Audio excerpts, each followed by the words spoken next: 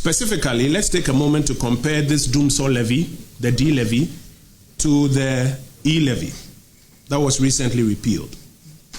It will be recalled that when the MPP introduced the E-Levy, our then colleagues in opposition bastardized it and told Ghanaians that it represented thievery. In fact, they used the expression pickpocketing. Unfortunately, a good number of Ghanaians bought into their propaganda. So let's compare the E-Levy to the Dumsor Levy, which has now been introduced by the NDC.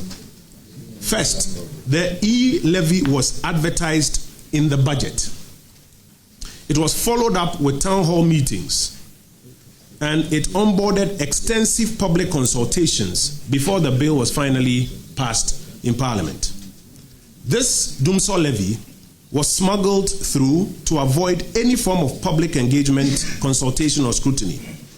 It was neither advertised in the budget nor in the main order paper for the day. And that's why we say that this amounts to midnight robbery. The E-Levy had an effective rate of 1% per transaction, yet it was described as pickpocketing.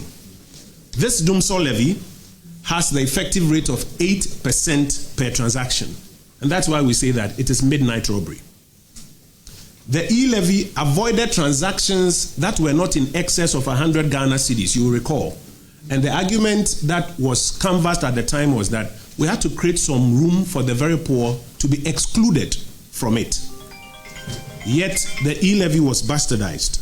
The poor were exempted. This Dumsor Levy has no minimum threshold. The poor are actually the most affected because, unlike the rich, for the poor, every single cedi counts a lot more. And that's why we say it's midnight robbery. The E-Levy, number 4, was payable only by people who opted to do money transfers. This Dumsor Levy is payable by all Ghanaians, unless you decide to work every day. Because even if you're a farmer and you are buying fuel for your tractors to work on your farm, you will pay this Dumsor Levy that this government has just imposed. It's payable by everybody. Number 5, while the E-Levy had a limited cascading effect, this Dumsor Levy has a total 100% cascading effect because it affects transportation.